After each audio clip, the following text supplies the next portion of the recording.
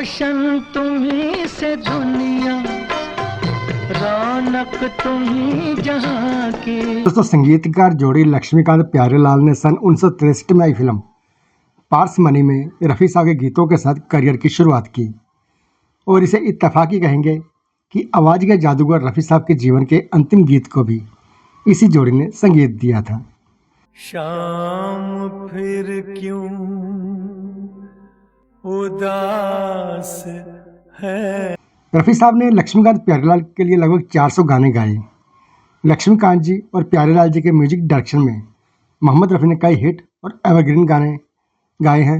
उन्होंने हर शैली में अपनी आवाज़ का जादू बिखेरा है, चाहे फिर वो रोमांटिक गाना हो या दर्द में डूबा हुआ गीत हो।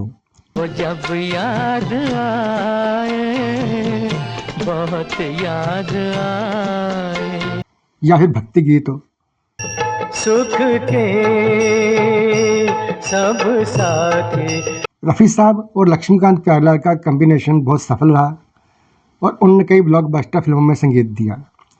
रफ़ी साहब ने अपना आखिरी गाना लक्ष्मीकांत प्यारेलाल के लिए 31 जुलाई सन 1980 को उनकी मृत्यु के कुछ घंटे पहले गाया था। इस संगीतकार जोड़ी ने रफ़ी साहब के साथ एक लंबी पारी खेली तो जाहिर है बहुत से किस्से भी होंगे। एक ऐसा ही किस्सा है जब सन 1968 में गाने के रिकॉर्डिंग के बाद प्यारेलाल जी ने रफ़ी साहब को पैसे देने चाहे। रफ़ी साहब अड़ गए कि उनको कुछ याद नहीं आ रहा।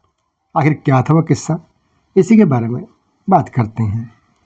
ये किस्सा है सन 1968 का, जब इज्जत फिल्म के गाने की रिकॉर्डिंग चल रही थी तो दो दिग्गज फनकार रफ़ी साहब और लता मंगेशकर इस गाने की रिकॉर्डिंग कर रहे थे। लुटे दिल में दिया जलता नहीं। और संगीत निर्देशक थे लक्ष्मीकांत प्यारेलाल जी। ये किस्सा खुद प्यारेलाल जी ने सुनाया है। प्यारेलाल जी ने बताया कि म्यूजिक डायरेक्टर बनने से पहले वह सिर्फ म्यूजिशियन के तौर पर काम करते थे और उनके घर की आर्थिक स्थिति भी ठीक नहीं थी। एक बार तो घर में पैसे की इतनी सख्त ज़रूरत पड़ी कि उन्होंने रफ़ी साहब से पैसे उधार देने की गुजारिश की। रफ़ी साहब को प्यारेलाल जी के घर की स्थिति पता थी क्योंकि रफ़ी साहब काफ़ी लंबे समय से उन्हें जानते थे। रफ़ी साहब ने 100 रुपये, जो कि उस दौर में बहुत बड़ी रकम हुआ करती थी, प्यारेलाल जी को दे दिए। कई साल गुजर गए, हालात भी बदल गए। लक्ष्मीकांत प्यारेलाल जी बहुत बड़े म्यूजिक कंपोजर बन गए, मगर प्यारेलाल जी को याद था कि रफ़ी साहब का कर्जा चुकाना है जो उन्होंने रफ़ी साहब से लिया था। मगर प्यारेलाल जी के मन में एक हिचक भी थी कि कहीं रफ़ी साहब को बुरा ना लगे। इज्जत फिल्म के इस गाने के रिकॉर्डिंग के दौरान प्यारेलाल जी ने मन बना लिया था कि वे रफ़ी साहब के पैसे आज लौटा देंगे। हिम्मत करके प्यारेलाल जी ने 100 रुपये निकाले और रफ़ी साहब को पैसे लौटाते हुए कहा, ये वो पैसे हैं जो मैंने आपसे ज़रूरत के वक्त उधार लिए थे। रफ़ी साहब ने जब 100 रुपये देखे तो हैरान होते हुए बोले, कौन सा उधार, मैंने कब दिए तुझे 100 रुपये, मुझे तो याद नहीं है।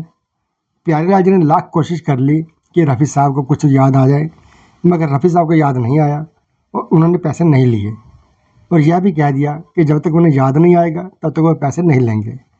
और रफ़ी साहब को मरते दम तक भी वो पैसे याद नहीं आए।